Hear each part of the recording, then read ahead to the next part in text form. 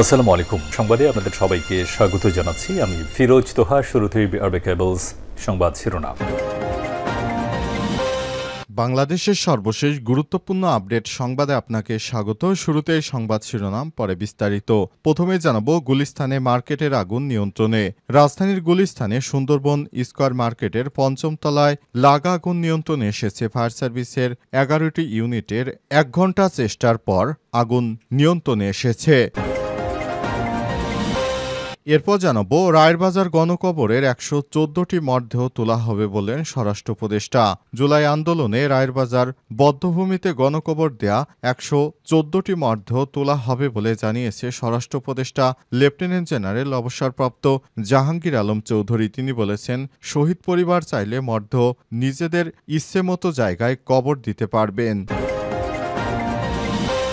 এদিকে জুলাই ঘোষণাপত্রের খসড়া চূড়ান্ত 5 আগস্ট জাতির সামনে উপস্থাপন। জুলাই ঘোষণাপত্রের খসড়া চূড়ান্ত করা হয়েছে আগামী 5 আগস্ট। জুলাই ঘোষণাপত্র জাতির সামনে উপস্থাপন করবে অন্তর্বর্তীকালীন সরকার। প্রধান উপদেষ্টার ভেরিফাইড ফেসবুক পেজে দেয়া এক পোস্টেই তথ্য জানানো হয়েছে। এদিকে এনসিপির নতুন বাংলাদেশের ইশতেহার ঘোষণা রোববার। জাতীয় নাগরিক পার্টি এনসিপির আগামীকাল নতুন বাংলাদেশের ইশতেহার ঘোষণা করবে। আজ দলটির অফিসিয়াল ফেসবুক পেজে এক পোস্টেই তথ্য জানানো হয়েছে।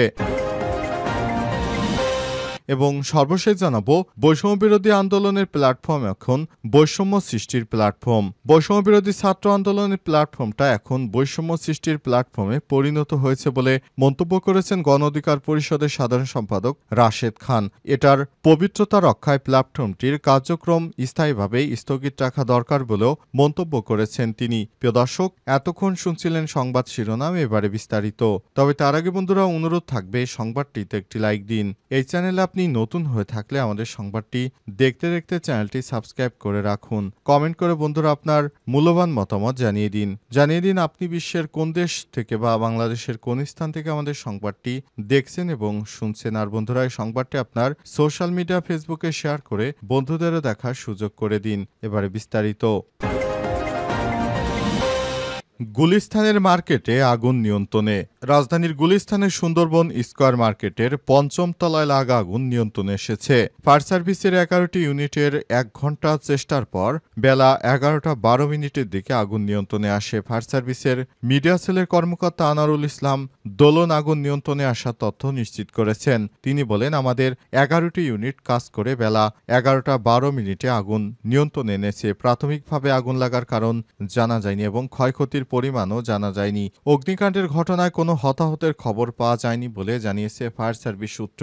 এর আগে 2 আগস্ট সকাল 10টার দিকে সুন্দরবন স্কয়ার মার্কেটে আগুন লাগে। আগুন লাগার খবর পাওয়ার পর 10:03 প্রথম ইউনিট ঘটনাস্থলে পৌঁছে আগুন নিয়ন্ত্রণে কাজ শুরু করে। পরে আরও 10টি ইউনিট সেখানে যোগ দেয়। ফায়ার সার্ভিস সূত্র থেকে জানা গেছে, ভবনে 5 তলার একটি গোডাউন থেকে আগুনের সূত্রপাত হয়। এতে ভবনের অন্যান্য ফ্লোরে থাকা দোকানীদের মধ্যে আতঙ্ক ছড়িয়ে পড়ে। সেনাবাহিনী, পুলিশ ও ফায়ার সার্ভিসের পক্ষ থেকে মাইকিং করে দোকানদারদের ভবন থেকে নিচে নেমে আসার আহ্বান জানানো হয়। পরে দোকানদাররা মালামাল রেখেই নিজের জীবন নিয়ে নিচে নেমে আসে। অবস্থায় সেখানে ফায়ার সার্ভিসের দীর্ঘক্ষণ প্রচেষ্টার পর আগুন নিয়ন্ত্রণে এসেছে। গুলিস্তানের এই মার্কেটটি সবথেকে গুরুত্বপূর্ণ একটি মল হিসেবে কাজ করে। সেখানে অনেক দোকানপাট রয়েছে এবং সেখানে ব্যবসায়ীরা অনেক বিক্রি করে থাকে।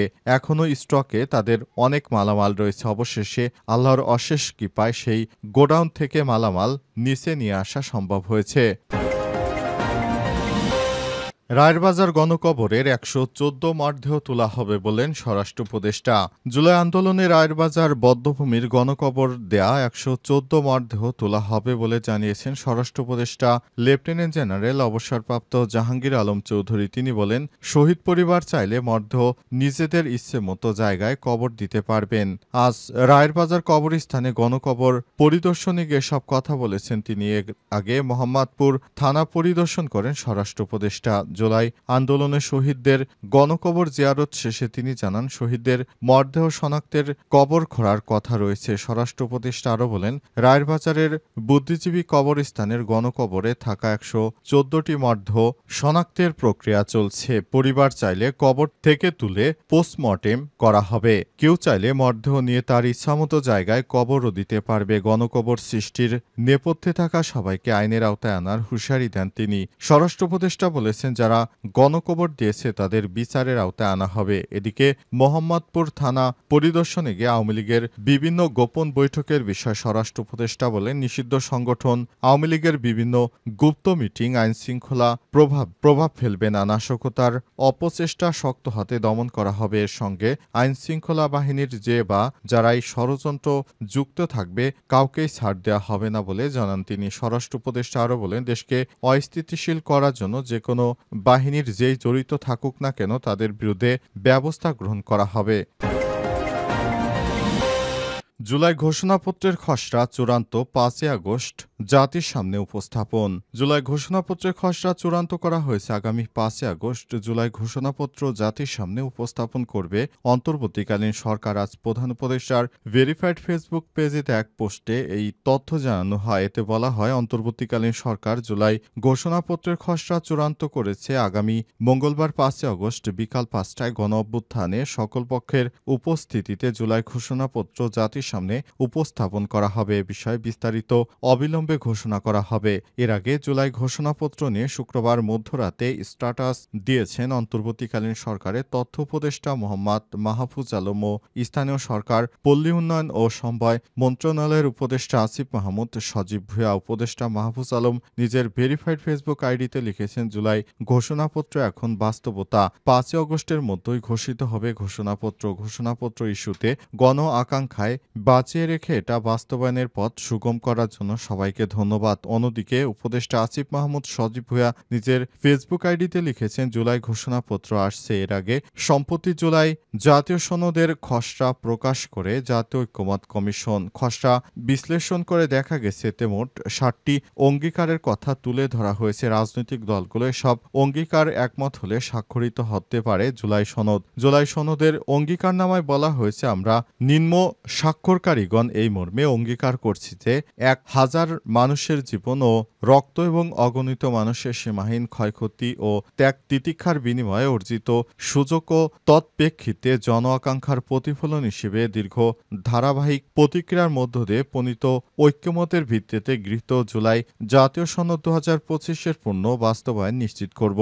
2 জুলাই জাতীয় সনদ 2025 এদেশের শাসন ব্যবস্থা তথা সংবিধান, বিচার ব্যবস্থা, নির্বাচন ব্যবস্থা, জনপ্রশাসন, পুলিশি ব্যবস্থা ও দুর্নীতি দমন ব্যবস্থার বিষয়ে যেসব প্রস্তাব সুপারিশ এই সনদে লিপিবদ্ধ রয়েছে সেগুলো বাস্তবায়নের জন্য সংবিধানের প্রয়োজনীয় সংশোধন, সংযোজন, পরিমার্জন, লিখন ও পুনর্লিখন এবং বিদ্যমান আইনের প্রয়োজনীয় সংশোধন, পরিবর্তন, পরিমার্জন, লিখন, পুনর্লিখন বা নতুন আইন প্রণয়ন, প্রয়োজনীয় বিধি প্রণয়ন বা বিদ্যমান বিধি প্রবিধির পরিবর্তন বা সংশোধনের প্রতিশ্রুতি দিচ্ছি।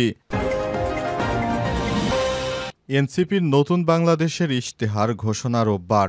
জাতীয় নাগরিক পার্টি এনসিপি আগামীকাল নতুন বাংলাদেশের ইশতেহার ঘোষণা করবে। শনিবার দলটির অফিসিয়াল ফেসবুক পেজে এক পোস্টে এই তথ্য জানানো হয়েছে। ফেসবুক পোস্টে বলা হয়, আগামীকাল 3 আগস্ট কেন্দ্রীয় শহীদ মিনারে নতুন বাংলাদেশের ইশতেহার ঘোষণা করা হবে। ইতিহাসের এই সন্ধিক্ষণে দেখা হচ্ছে আপনাদের সাথে।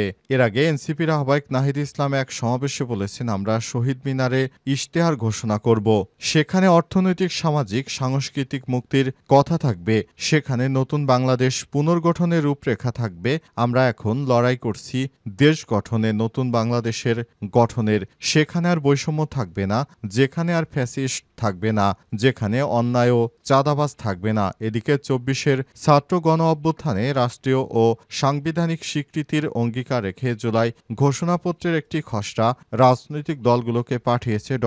মোহাম্মদ ইউনূসের অন্তর্বর্তীকালীন সরকার। সরকার এনসিপি এই ঘোষণাপত্রে মতামত দিয়ে বলে জানিয়েছে দলটির সদস্য সচিব আক্তার হোসেন। ২৬ দফার এই ঘোষণাপত্রে বলা হয়েছে বাংলাদেশের জনগণ নতুন সাংবিধানিক ব্যবস্থার যুক্তিসঙ্গত সময়ে আয়োজিত একটি অবাধ, সুষ্ঠু ও নিরপেক্ষ নির্বাচনের মাধ্যমে দেশের মানুষের প্রত্যাশা, বিশেষত তরুণ প্রজন্মের আকাঙ্ক্ষা অনুযায়ী আইনের শাসন ও মানবাধিকার, দুর্নীতি ও শোষণমুক্ত বৈষম্যহীন সমাজ এবং গণতান্ত্রিক রাষ্ট্র ব্যবস্থা প্রতিষ্ঠার অভিপ্রায় ব্যক্ত করছে এবং বাংলাদেশের জনগণ এই অভিপ্রায় ব্যক্ত করছে যে ছাত্র অভ্যুত্থান ২০২৪-এর উপযুক্ত রাষ্ট্রীয় ও সাংবিধানিক স্বীকৃতি প্রদান করা হবে। বিশেষত সংবিধানের বাস্তবতায় এর উল্লেখ থাকতে হবে এবং তফসিলের ঘোষণাপত্র সংযুক্ত থাকবে। এই ঘোষণাপত্র ২০২৪ সালের ৫ আগস্ট থেকে কার্যকর বলে ধারণা করা হচ্ছে।